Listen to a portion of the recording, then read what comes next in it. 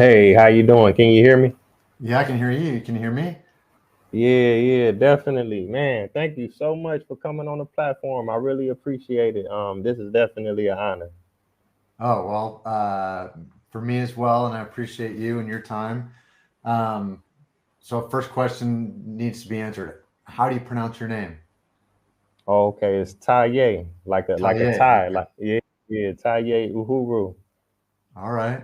Where, tell me some of your story. Man, I'm a world traveler. I've been to 70 countries all around the world. So I'm currently in Ghana. I'm from Cleveland, Ohio. Big LeBron fan, you know. Wow. And you're currently in Ghana right now?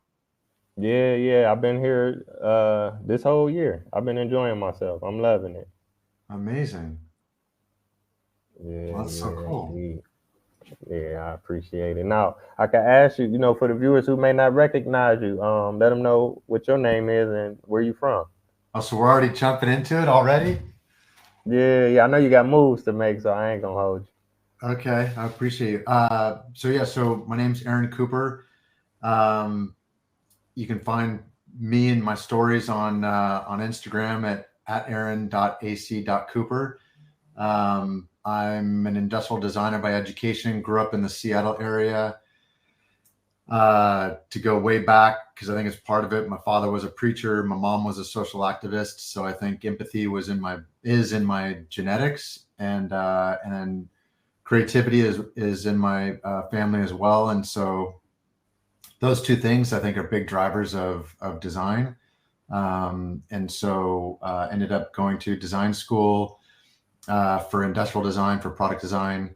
Fell into footwear through an internship, being the first intern at Nike a long time ago, and spent 25 years at Nike. First 10 in Nike basketball, where I knew my role was to design some of the footwear, but my greater responsibility was that of the collective, which was to grow the culture of the game, not even necessarily the sport. So I kind of see things differently as like you have the game of basketball that a lot of people play, and then you have the sport of the performance of basketball. A lot of people play it at at a higher level of competition. Our job was to grow that culture of the game, which includes the competitive side of things, and that was under the umbrella at Nike of growing the culture of sport. So an amazing time that I was there from 94 to 2019.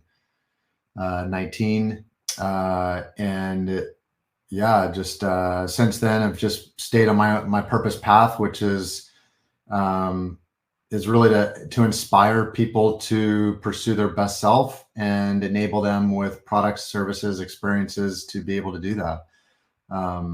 So that's about my story. Wow, that's real cool. Big shout out to Seattle. That's a phenomenal city, man. A lot of people be sleeping on Seattle because it's so far up north to the west, but it's a beautiful place. It is, yeah, beautiful, and a lot of athletes come from there. Basketball as well. It's a bit of a hidden mecca of hoop, and yeah, I joke. I actually grew up on a very in a very wealthy community. I joke I was the poorest kid in the wealthiest community because again my father was a preacher, but I grew up on Mercer Island, which is yeah, it's still in one of the top per capita wealthiest communities. So that was an interesting way to be brought up. But I wouldn't change anything because I saw a lot of I was around a very high performing community, a lot of work hard, play hard type of people. That's how I grew up, and that's the life that I live today. That's the life that I have raised my own kids, and I see that as being a good thing. Work hard, play hard.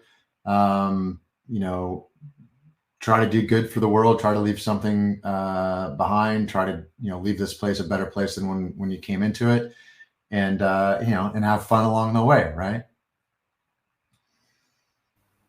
Yeah, indeed. I wanted to ask you because it seems like now if you look at shoes, there's thousands of shoes to pick from, but prior to the 90s and the late 80s, I wasn't around, but it seems like it wasn't that many selections of, especially like basketball shoes and tennis shoes. So you had spoke on like community and your family when you let them know that that was your passion. You was going into design and you selected, to design shoes.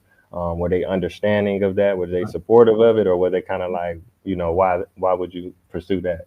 Yeah, no, my growing up, my parents were always very supportive of enabling me to be me. I was very lucky that way. Yeah, again, my mom, well, my father being a preacher and my mom being a social activist.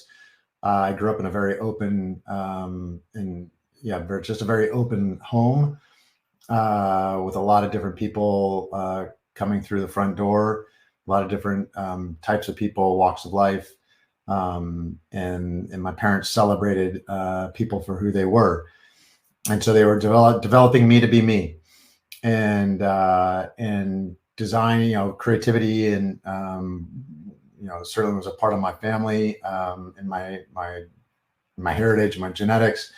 The footwear piece I fell into. I was an athlete my whole life. Athlete, I played.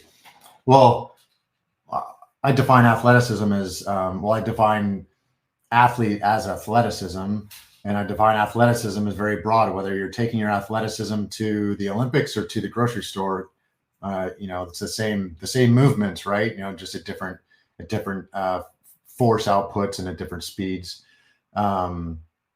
But yeah, so I fell into, like I said, I was the first design intern at Nike, and back then it was, I mean, footwear design wasn't a thing. Certainly, sneaker culture was not a thing.